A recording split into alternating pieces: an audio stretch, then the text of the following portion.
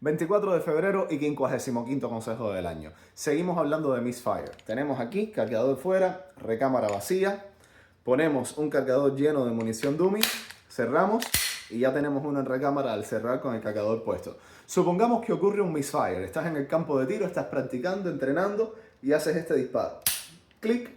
No hubo disparo, acabas de tener un misfire, vas a esperar los 30 segundos y después de esa espera que ya sabes que no fue un Hemfire, dices, ahora yo quiero saber qué fue lo que pasó, porque aquí algo no salió bien y quiero saber si es culpa de la munición, si es culpa del arma, ¿cómo puedo saberlo? Bueno, cargador fuera, tenemos el cartucho del problema aquí en la recámara, lo sacamos, cogemos el cartucho y vas a mirar la base del cartucho, vas a mirar el fulminante. Evidentemente esto es munición dummy, aquí no hay nada que ver, pero esto que está en verde en el centro aquí, ese sería el fulminante. Y tú vas a mirar qué tan duro le pegó el martillo o la aguja percutora a eso que está ahí.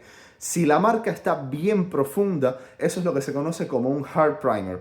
Es un golpe bien fuerte, o sea, la pistola hizo bien su trabajo, pero fue culpa de la munición que no ocurrió el disparo. Así que si la marca está bien profunda, fue culpa de la munición. Ahora supongamos que cuando lo coges, la marca que tiene la parte de atrás del casquillo en el fulminante es muy suavecita, muy ligera, apenas lo rozó. Eso es un light primer. En ese caso, la culpa más probablemente fue del arma que no le pegó con la suficiente fuerza al fulminante para que se produjera la chispa. Entonces, si está bien marcado, culpa de la munición. Si está mal marcado, muy ligeramente marcado, le dio muy suave, culpa del arma.